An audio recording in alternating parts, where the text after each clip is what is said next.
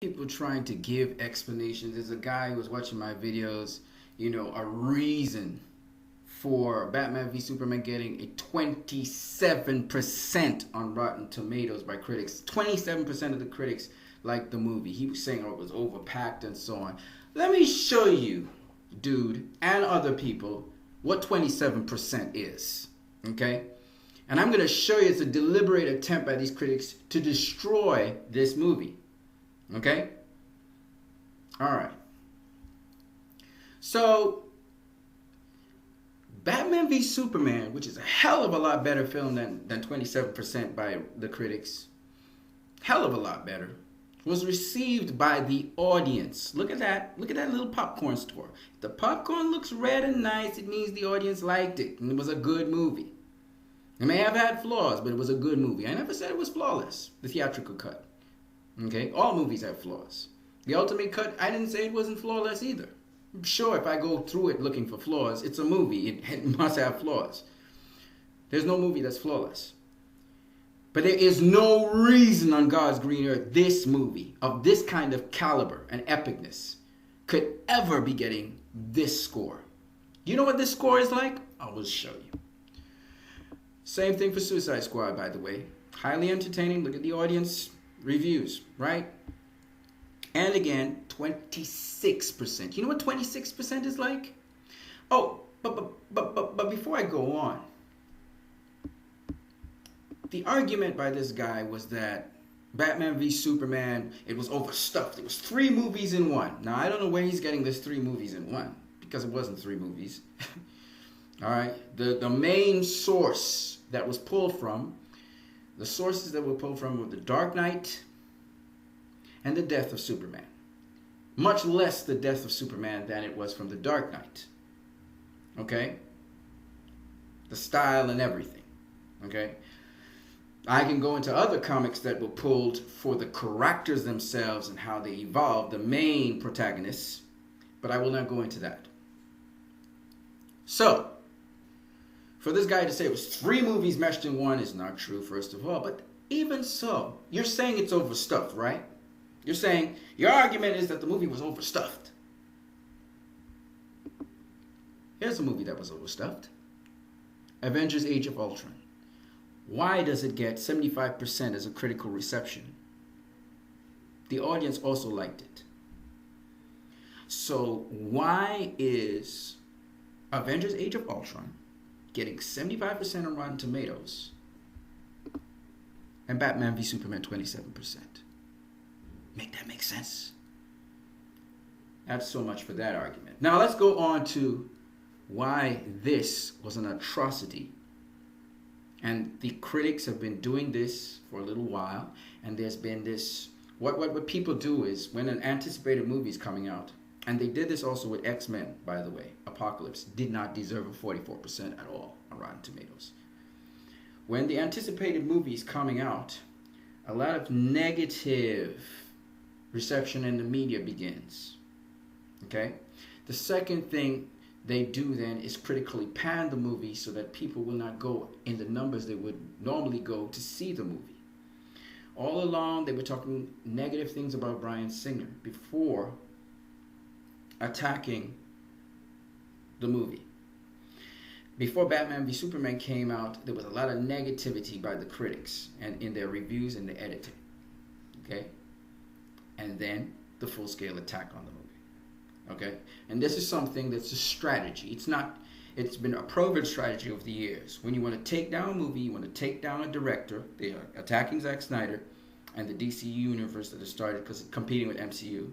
They do this. Now I'm going to show you what 27% on Rotten Tomatoes, the kind of movies that were around that and above it. Same thing for 26% for Suicide Squad.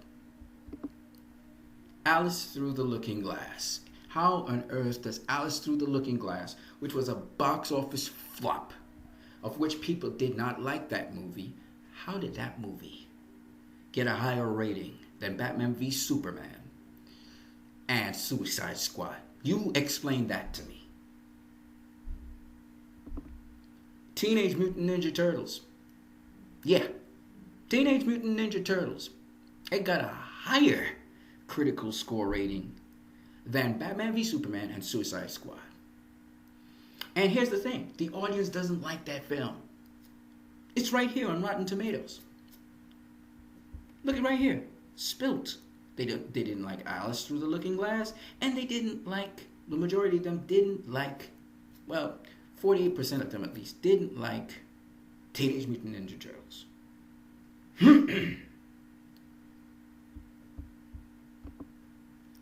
Jupiter Ascending. How on earth can Suicide Squad and Batman v Superman be in the same bracket as Jupiter Ascending? Really? Really? Let's move on. The Green Lantern. That's right. The Green Lantern. You know the guy who played Deadpool? He also played lead role in The Green Lantern. Box office flop. You're telling me Batman v Superman and Suicide Squad is as good a movie as Green Lantern? Really? Really? Green Lantern was a box office flop. The Incredible Hulk. Yes, ladies and gentlemen, the critics thought The Incredible Hulk was a good movie. But do you know The Incredible Hulk, as you can see right here, was a box office flop? Do you know why? Do you know why? Because most people did not dig it.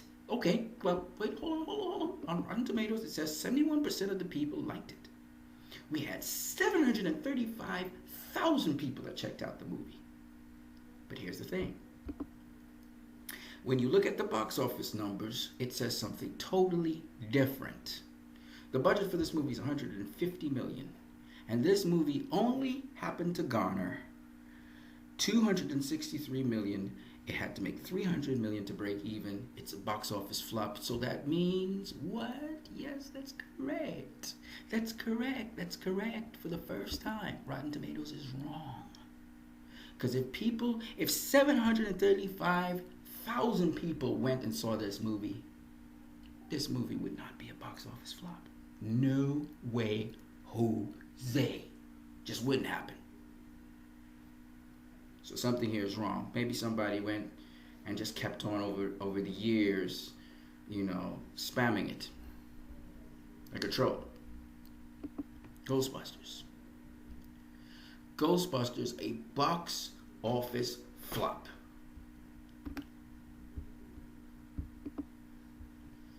Goes off as a box office flop. People did not like the movie. See the spilled popcorn. The critics loved the movie.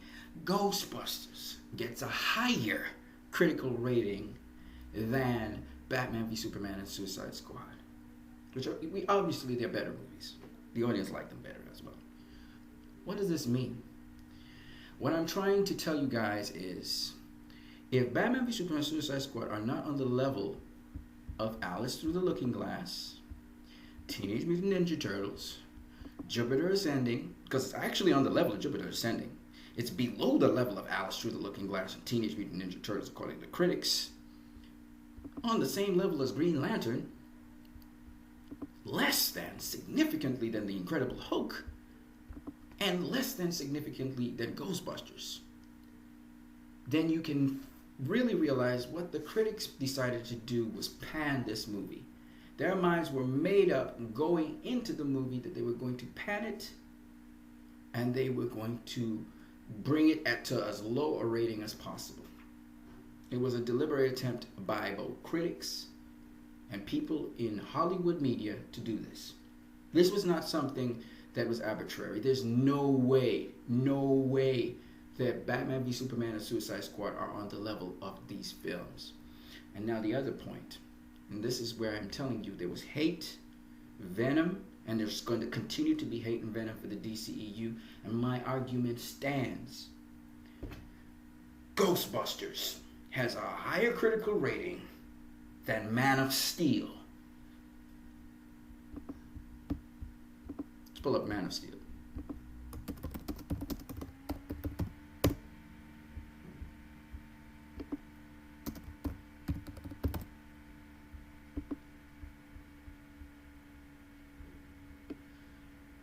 You tell me, on what universe does Ghostbusters have a higher critical rating than Man of Steel? Okay, forget that. You tell me, on what planet does the Incredible Hulk have a better critical rating than Man of Steel? What universe? Help me. Help me understand. This was supposed to be a raving success, The Incredible Hulk. It was a box office flop. That tells you everything you need to know. I went and watched this Incredible Hulk movie and I hated it. Because that's not how the Hulk is. They still have not captured the Incredible Hulk for me to feel like the only Incredible Hulk movie I've seen that captured the Incredible Hulk is the David Banner series from way back in the 1970s. Since that time, they have not been able to capture how the Incredible Hulk transforms. They've kind of captured his form, but they have not captured his strength and his speed as yet. Now, I'm showing you something.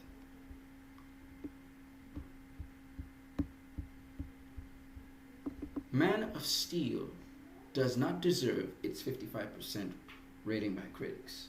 They panned that movie. There was a lot of hate around the movie when it was coming out because the movie was showing that DC, Warner Brothers, were bringing a huge challenge to the MCU, and that's why I call these people Marvel tarts. Because if it's not Walt Disney, they're going to pan your movie. They're going to attack your movie. Let me show you something else. The only one they didn't attack was Deadpool, right?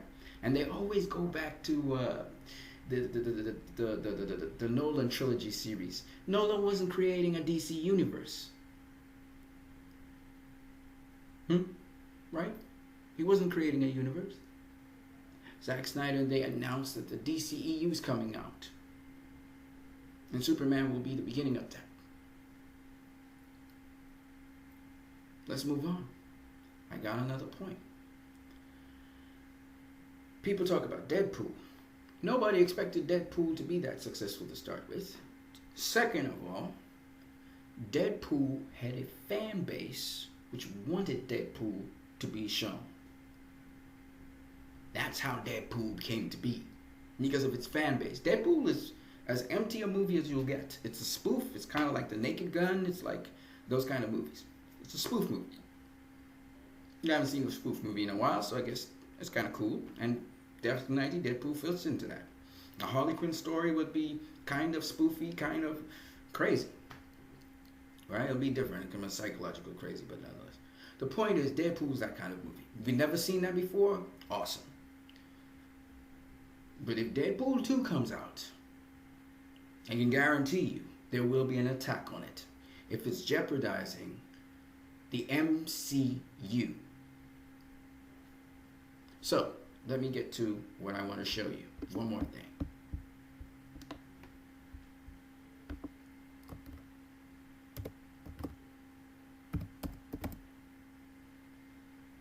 X-Men Apocalypse. Coming off of X-Men Days of Future Past.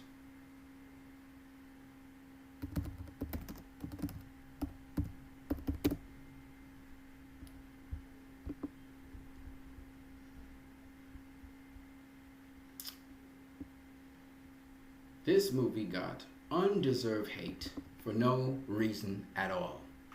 No reason at all. None. It's a good movie. Solid. Good story.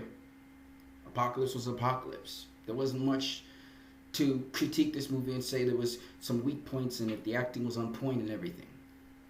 So why did this movie suffer? Because the critics targeted it because it's the same year of Civil War. And Civil War must be the best movie of them all. One more thing, because this is a good movie. This movie does not deserve less than The Incredible Hulk, and it definitely does not deserve less than Ghostbusters. And it's not on par with Teenage Mutant Ninja Turtles either. This is a solid movie. But here's the other thing I want to show you guys, because it's very important you understand this, and why I'm saying that Hollywood is bought out by Disney and also by Sony. All right, they're throwing their clout and they're throwing money around. The reason why I'm saying that, and you look at the anti-Snyder, they're trying to say Bryan Singer's reached the end of his road. He doesn't have anything else to offer for the X-Men, etc., etc., etc. But the point of the matter is not that. It's that it's a hostile takeover that they're trying to do. And if you as fans don't support certain movies, if you don't support certain things, Hollywood has nothing to stand on. Okay? People are being bought out. They're selling their souls. They're selling their integrity to be able to be part of the in crowd.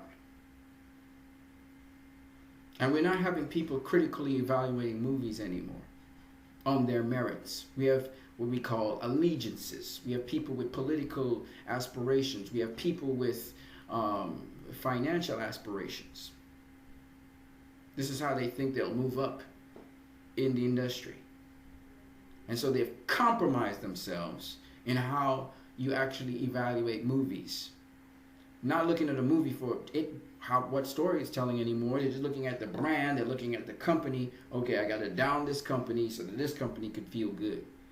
And for those people who try to talk about when they realize that it's being exposed, they say, "Oh, no, it's just movies. It's not some sort of thing like race relations in the world or something." No way, Jose, Hollywood. You ain't gonna bullshit us like that. And the second point is this. Other people are like, "Oh, we need to have kumbaya." I heard an idiot come on.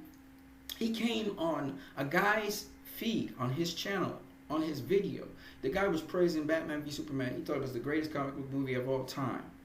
This guy comes on that channel to say that it was a piece of crap. Then he turns around and says, "You know, you must like Marvel movies and you must like DC movies." So you come on the guy's channel. You come on his video to say that a DC movie is crap. But yet, if somebody replies to you and tells you, "Well, you know, it's better than all of these Marvel movies," all of a sudden, "Oh, kumbaya is important, you know, because you're losing the argument. Kumbaya, you know, you mustn't look at DC movies or Marvel movies and say they're crap." Then why are you there? Why are you there? Why do you come on? Why do you come out of your way to hate on a movie? I don't do that. I don't go and hate on movies. If you notice, I'm defending movies. And I'm showing, compared to other movies that don't deserve to be where they are, and these movies don't deserve to be where they are, because they definitely are rated much. But come on, man. You got to be out of your mind to think that Batman v Superman is a worse movie than Ghostbusters. There's just no way. I don't even care if it's the theatrical cut you're talking about. I don't care which cut you're talking about. So if the critics could give this movie 72%, then what are you saying? Batman v Superman must be 100% and plus. I mean, this movie deserves to be, from how people are assessing it, anywhere between a 60% and a 20%. I saw the movie. I quite frankly think it's the latter end of the scale. I think it should trade places with Batman v Superman. I think Batman v Superman deserves to have the 75, not 72, but 75%. I think everybody agrees on that. And the Ghostbusters deserves to have the 27%. In fact, this is the inverse of Batman v Superman. Look at that. 27, 72. It's the inverse. And check this out. X-Men Apocalypse. If you want to be really, really critical of the film, it deserves a 70%. If you're going to be hypercritical about it. Right? Isn't that what the audience has it as? 70%. That's a fair assessment. Suicide Squad. Much more entertaining than Batman v Superman. Everybody would argue Suicide Squad deserves to be 76% because it's a little bit better, which is the inverse of the Incredible Hulk score. If you want to keep Incredible Hulk at 67%, because it was somewhat entertaining and the audience did like it, then don't tell me Suicide Squad's any less than that. It's got to be better. It's a better movie than the Incredible Hulk.